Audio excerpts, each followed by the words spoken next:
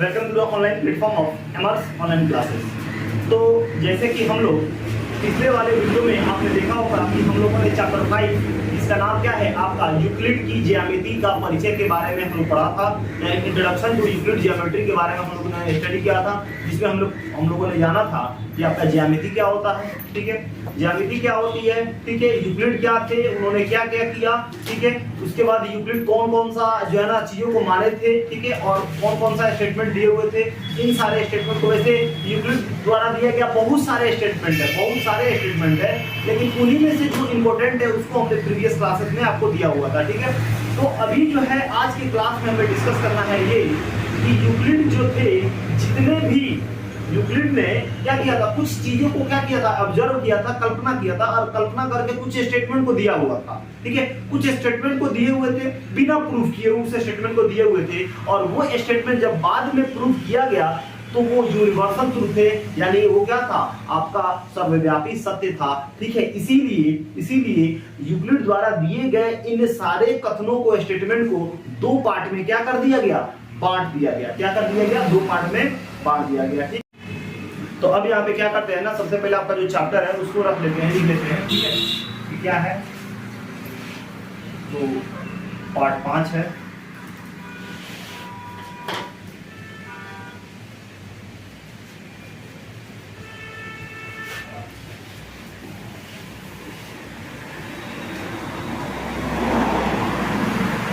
Euclid की ज्यामिति का परिचय,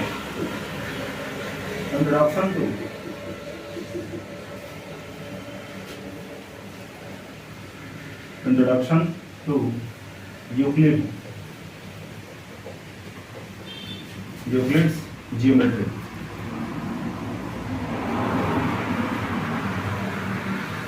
यूक्लिड्स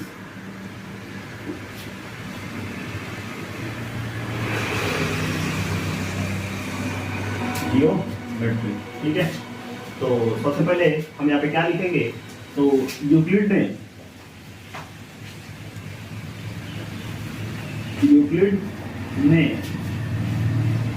कुछ क्या है, तो लिखेंगे यूक्लिड ने अपने द्वारा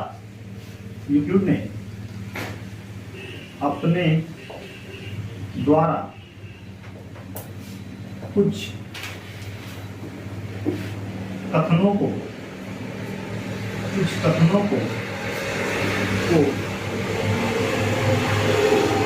बिना सिद्ध किए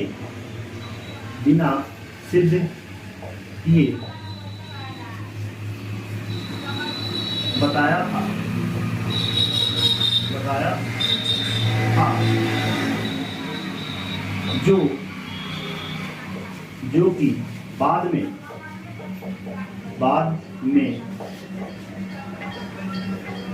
सर्वव्यापी सत्य थे।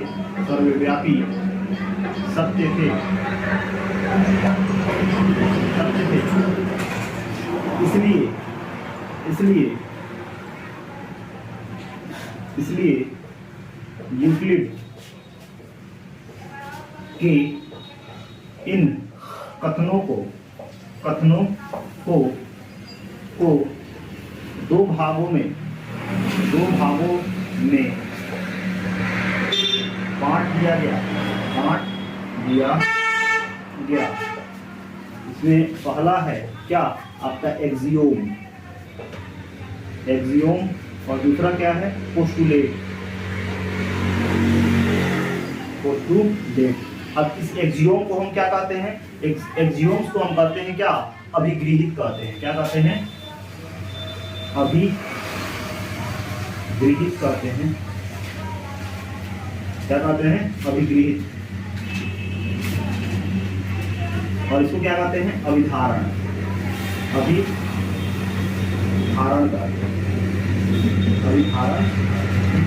एक एनजीओ को कहते हैं अभिगृहित, और ये क्या कहते हैं, आपका अभिधारण। अब यहाँ पे जानते हैं कि ये अभिगृहित वाला आपका एक्सियोम क्या है, यानी अभिगृहित क्या है, अभिगृहित क्या है। ठीक है, ये अभिगृहित यानी एक्सियोम क्या है, ठीक है। तो ये जो अभिगृहित है ये यूक्लिड द्वारा वो कल्पनाएं हैं जिसका गणित में यानी मैथमेटिक में तो यूज हुआ ही हुआ है, लेकिन मैथमेटिक के अलावे ठीक है उनका गणित में प्रयोग तो हुआ है, ठीक है। मैंने गणित में ज्यामिति के अलावे क्या बोलते हैं, गणित में तो प्रयोग हुआ ही हुआ है, या गणित के कुछ गणित में तो हुआ है, लेकिन उसके अलावे भी और भी क्या हुआ है, और भी क्षेत्र में जो है ना इस अभिगृहित का एक्सियोम का यूज हुआ है, ठीक है, यूज हुआ है। उसको क्या कहते हैं हम लोग, अभिगृहित कहते हैं, ठीक है। मतलब हम कह सकते हैं कि वैसा कथन जो कि गणित में ही नहीं बल्कि और अलग अलग क्षेत्रों में भी इसका यूज हुआ है, उसको हम क्या कहते हैं, अभिगृहित कहते हैं, ठीक है। तो लिखेंगे यहाँ पे कि वैसा कथन यूक्लिड द्वारा दिया गया, लिखेंगे यूक्लिड द्वारा दिया गया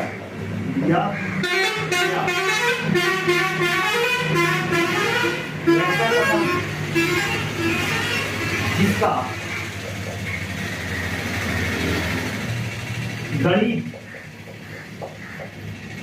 के साथ साथ इसका गणित के साथ साथ अन्य क्षेत्रों में भी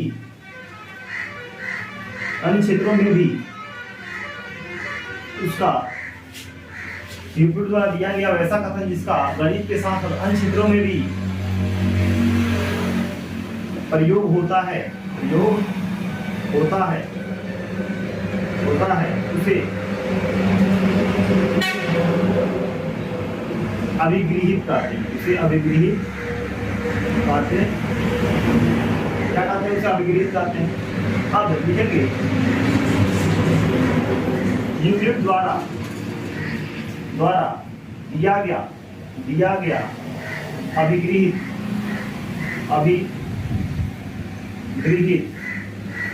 निम्नलिखित है, यूक्लिड द्वारा दिया गया अभिगृहित निम्नलिखित है। अब यूक्लिड ने कौन सा अभिगृहित दिया हुआ था, ठीक है। तो इन्होंने ये कहा था कि वे सभी वस्तुएं जो एक ही वस्तु के बराबर होती है, ठीक है। क्या कह रहा है, तो वे वस्तुएं जो एक ही वस्तु के बराबर हो एक दूसरे के क्या होती है, बराबर होती है, ठीक है। तो पहला ये कहता है कि वे वस्तुएं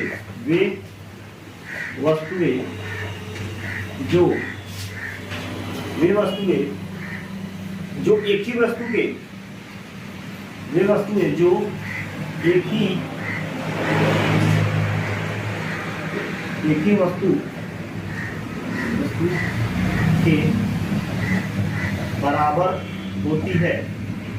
वस्तु के बराबर होती है, वे वस्तुएं जो एक ही वस्तु के बराबर होती है, ठीक है, वो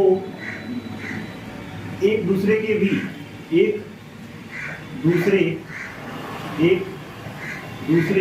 के भी बराबर होती है। मतलब कोई वस्तु है, कोई एक वस्तु x है ना, और कोई वस्तु ये क्या है, आपका y है, ठीक है। अगर y x के बराबर है, तो बताइए x और y दोनों एक दूसरे के बराबर होंगे कि नहीं होंगे, ठीक है। तो यही क्या कहता है, आपका पहला अभिगृहित कहता है, ठीक है। अब दूसरा क्या है, तो दूसरा कह रहा है कि यदि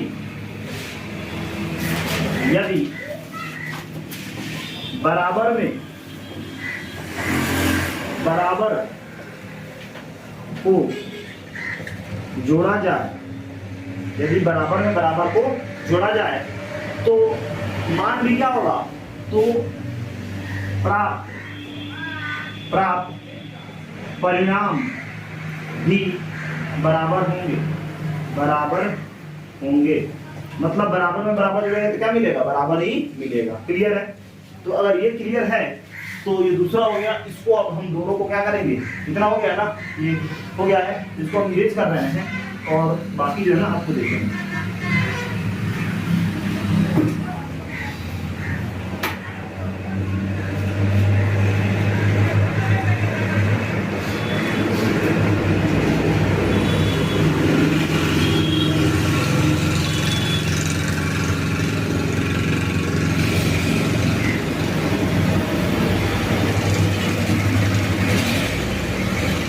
अब तीसरा स्टेटमेंट क्या कह रहा है? तीसरा स्टेटमेंट ये कह रहा है कि यदि बराबर में बराबर को क्या किया जाए, घटाया जाए, ठीक है, बराबर में बराबर को क्या किया जाए, घटाया जाए, तो प्राप्त परिणाम भी क्या होगा, बराबर होगा, ठीक है। यदि बराबर में बराबर से, यदि बराबर में बराबर को घटाया जाए तो प्राप्त परिणाम भी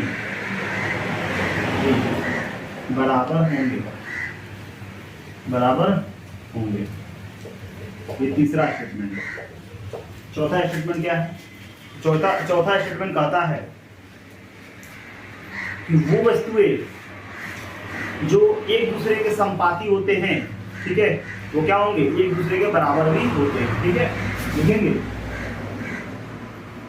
वे वस्तुएं जो एक दूसरे के संपाती होते हैं, एक दूसरे के बराबर भी होंगे।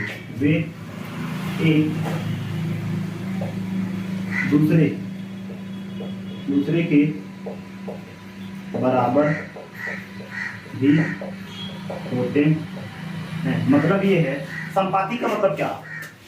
जैसे ये जो मेरा आपका फिंगर दिख रहा है, हाथ दिख रहा है, अगर इस पे हम पूरा रख दें इसको, तो अगर ऐसे दिखाएं तो पीछे वाला पार्ट क्या होता है, आपको दिखाई नहीं देगा, और इधर करें तो पीछे वाला पार्ट दिखाई नहीं देगा। मतलब क्या, ये जो पार्ट है, ठीक है, ये जो पार्ट है, इस पार्ट को क्या कर रहा है, कंप्लीटली ढक दे रहा है।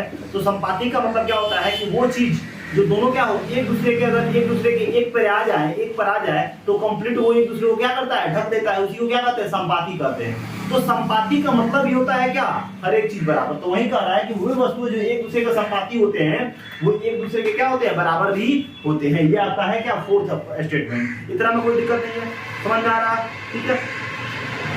तो अब यहाँ पे कह रहा है पांचवा नंबर कि किसी भी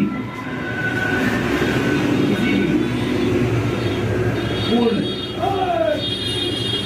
वस्तु के भाग हमेशा, किसी भी पूर्ण वस्तु के भाग हमेशा अपने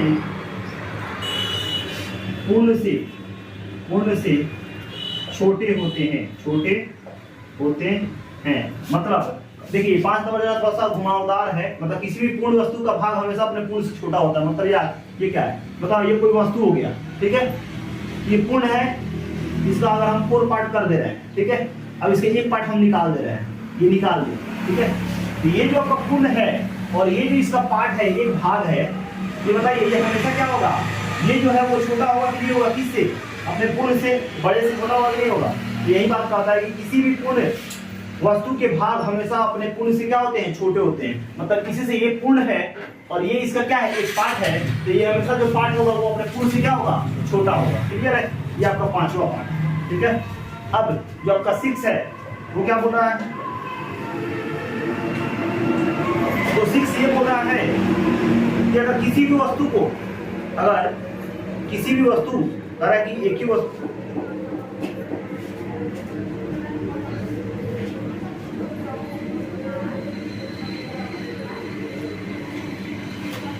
अगर कह दिया कि अगर एक वस्तु दे दिया जाए, एक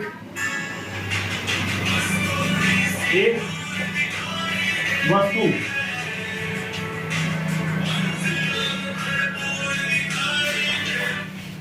हेलो कौन कहना है, एक वस्तु, क्या यहाँ पे एक वस्तु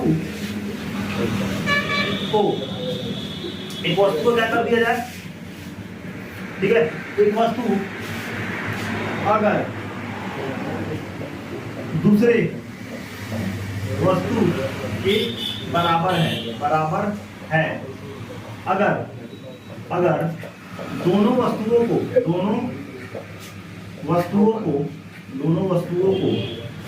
को दोगुना या तिगुना या आधा भी कर दिया जाए तब भी वो एक दूसरे के बराबर होंगे। ठीक है, मतलब ध्यान से समझिए इस 6 स्टेटमेंट का मतलब क्या है कि अगर यहाँ पे x है बराबर है किसके, y के, तो इसको आप 2 से गुणा कर दीजिए, डबल से कर दीजिए, तभी क्या होंगे, बराबर होंगे। यहाँ पे x है और y है, इसका आधा कर दीजिए, दोनों का आधा कर दीजिए, तभी क्या होंगे, बराबर होंगे। या इसको आप 3 गुना कर दीजिए, तभी क्या है, ये बराबर होंगे। मतलब अगर x y के बराबर है तो दोनों में आधा कम कर दीजिए, या दोनों में 2 गुना बढ़ा दीजिए, या दोनों में 3 गुना बढ़ा दीजिए, हैं, तभी क्या होंगे, बराबर होंगे। मतलब अगर x y के बराबर है तो जितना a में से निकाल रहे हैं उतना a में से निकाल दे। ठीक है, तो क्या होगा, बैलेंस है जी, संतुलित ही तो है। तो वही बात है कि एक वस्तु अगर दूसरे वस्तु के बराबर है और अगर दोनों वस्तुओं को 2 गुना या 3 गुना या आधा भी कर दिया जाए तभी क्या होंगे, वो एक दूसरे के बराबर ही होंगे। क्लियर है, कोई दिक्कत नहीं है, समझ में आ रहा है कि नहीं आ रहा। तो इस तरह से क्या हो गया, आपका 6 नंबर हो गया। क्लियर है, कोई दिक्कत नहीं है। तो ये है आपका क्या, ये हो गया आपका क्या, अभी क्या बोलते हैं, एक्सियोम। क्या हो गया, एक्सियोम यानी अभिगृहित हो गया। क्या हो गया, अभिगृहित हो गया। ठीक है, तो इसको लिखिए। अब अगले स्लाइड में देखेंगे क्या, आपका अभिधारण। ठीक है, चलिए देखते हैं अभिधारण।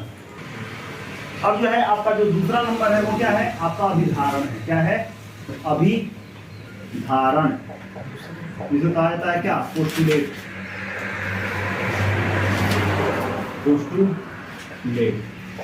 अब ये पोस्टुलेट क्या होता है, तो यूक्लिड द्वारा दिया गया वैसा कथन जिसका प्रयोग केवल गणित में ही होता है, गणित में ही होता है, उसे अभिधारण कहते हैं। अभिधारण कहते हैं। मतलब अभिधारण का यूज खाली जो है ना किसमें होता है, आपका गणित में, और जो आपका एक्सियोम है यानी अभिगृहित है उसका जो यूज है वो गणित के साथ साथ जो है ना अन्य अदर सब्जेक्ट में भी, विषय वस्तु में भी, विषय में भी होगा। ठीक है, तो अब यहाँ पे यूक्लिड द्वारा लिखेंगे, यूक्लिड द्वारा दिया गया अभिधारण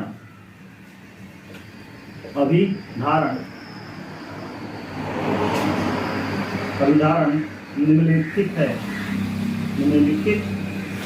ठीक है, तो पहला क्या है,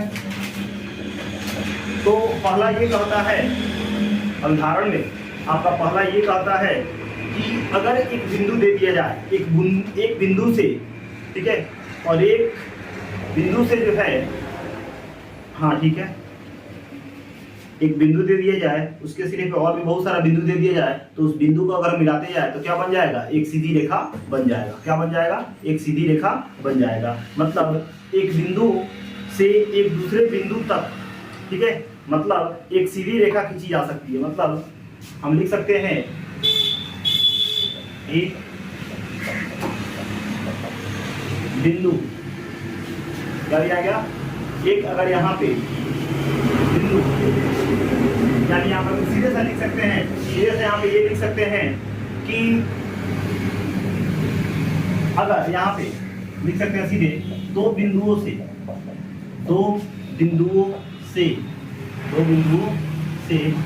एक सीधी रेखा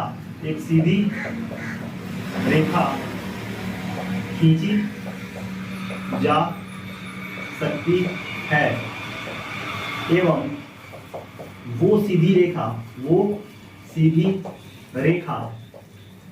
अद्वितीय होती है। अद्वितीय मतलब क्या होता है, यूनिक। अद्वितीय होती है मतलब उसके जैसा दूसरा नहीं हो सकता, अद्वितीय होती है।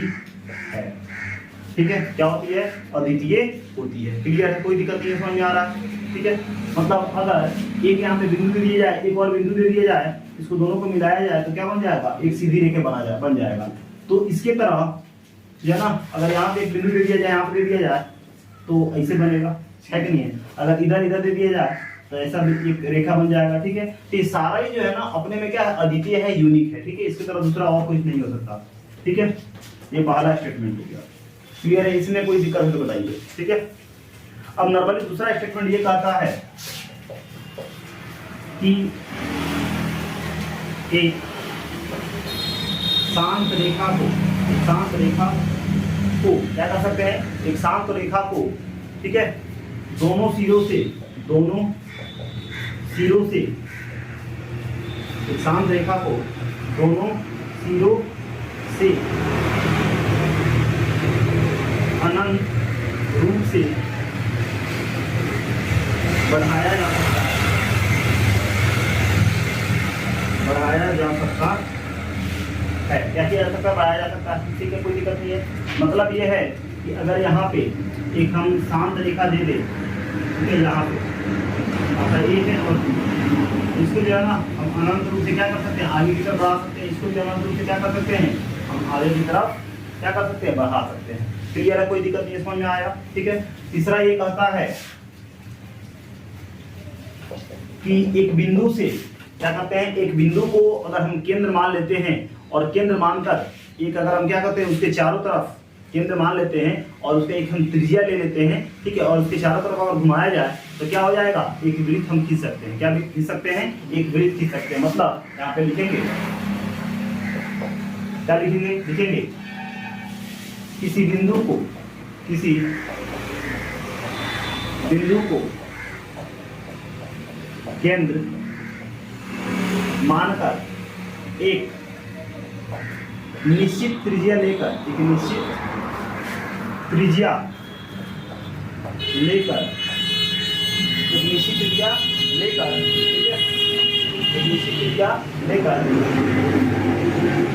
घुमाने पर एक वृत्त यानी सर्किल प्राप्त होता है, एक वृत्त प्राप्त होता है। ध्यान दीजिए यहाँ पे क्या बोला है, एक बिंदु को केंद्र मान ले, एक बिंदु हो गया, इसको मान लेते हैं क्या है, ये केंद्र है, क्या है, केंद्र है। अब इसका इस केंद्र से हम क्या करते हैं, एक त्रिज्या ले लेते हैं, मतलब रेडियस हमने ले लिया। अब इसको घुमा देंगे तो क्या बन जाएगा, ये बन गया एक वृत्त हो गया। क्या बन गया, एक वृत्त हो गया। और मानते ये ओपी, ये क्या है, ये त्रिज्या है, और ये क्या बन गया आपका, ये बन गया आपका वृत्त। क्या बन गया आपका, वृत्त बन गया। ये होता है आपका तीसरा स्टेटमेंट। कोई दिक्कत नहीं है, समझ में आ रहा है कि नहीं आ रहा है, ठीक है, कोई दिक्कत नहीं है।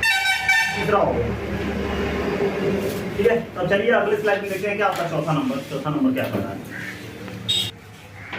चौथा स्टेटमेंट ये कहता है, क्या है, ये बोलता है कि सभी जो है ना समकोण क्या होते हैं, एक दूसरे के बराबर होते हैं, ठीक है। लिखेंगे सभी समकोण मतलब क्या, राइट एंगल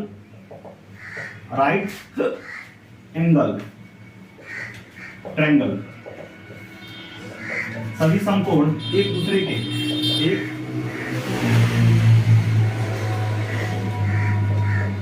के बराबर होते हैं, क्योंकि बराबर होते हैं, ठीक है, क्योंकि सभी का कोण क्या होता है, 90 डिग्री होता है, क्योंकि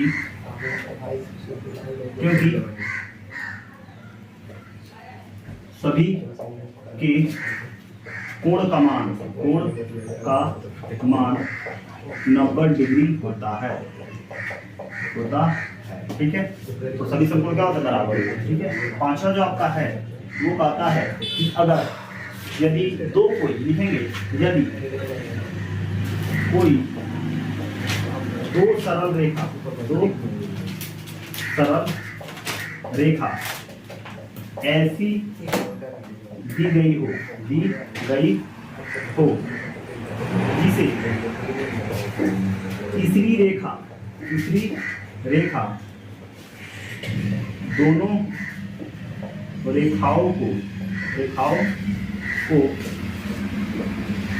काट रही होती है, दोनों रेखाओं को काट रही होती है, ठीक है।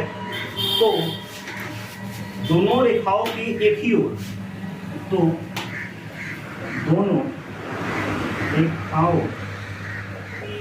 के एक ही ओर के बने, एक ही ओर के बने दोनों, एक ही ओर के दोनों कोण अगर 90 से क्या हो, 90 डिग्री क्या हो, आपके 90 डिग्री से क्या हो, नॉर्मली अगर देखा जाए तो अगर 90 डिग्री से कम हो तो 90 डिग्री से कम हो तो उसे उन रेखाओं को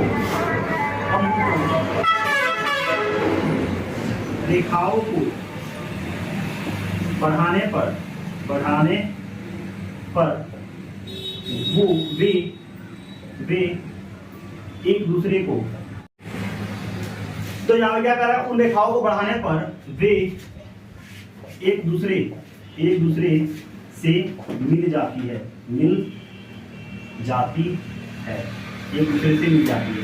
मतलब ये कह रहा है कि अगर दो, इसका मतलब ये है कि अगर दो समान, अगर ऐसे हम दो रेखाओं को रखते हैं, ऐसे अगर दो रेखाओं को रखते हैं, ठीक है, क्लियर है, और इसको मान लेते हैं, इसको मान लेते हैं Q, और यहाँ पे एक और रेखा है, इसको मान लो क्या L है, ठीक है, और यहाँ पे है, ठीक है, कोई दिक्कत नहीं है। तो अगर दो सरल रेखा है L और P है, तीसरी रेखा एक दूसरे को क्या कर रही है, काट रही है, तो दोनों रेखाओं के एक ही कोण, जैसे मान लेते हैं ये और ये, मान लेते ये आपका एंगल 1 है और ये क्या है आपका एंगल 2, ठीक है। अगर दोनों जो है ना समकोण नहीं है, समकोण से कम है, क्या है, दोनों समकोण से कम है, तो अगर आगे की तरफ अगर बढ़ाया जाए, आगे की तरफ अगर बढ़ाया जाए, एक समय ऐसा आएगा कि दोनों क्या होंगे, एक दूसरे से मिल जाएंगे, क्या हो जाएंगे, एक दूसरे से मिल जाएंगे, ठीक है। यही है क्या आपका पांचवा, आपका क्या बोलते हैं ये अभिधारण हो गया, यानी पोस्टुलेट हो गया। और इस तरह से ये बात यहाँ पे इतना स्टेटमेंट आपका कहता है, ठीक है। अगले क्लास में, ठीक है, फिर इस अगले क्लास में जो है ना आपके कुछ और जो 3-4 टॉपिक हैं, उसके बाद यानी कल के क्लास में जो है आपका कुछ टॉपिक वो है आपका 5.1 एक्सरसाइज जो है ना तब खत्म हो जाएगा, ठीक है। फिर मिलते हैं अगली क्लास में अगले वीडियो के साथ, थैंक यू। तो यहाँ क्या कर रहा है, उन रेखाओं को बढ़ाने पर वे एक दूसरे से मिल जाती है, एक दूसरे से मिल जाती है।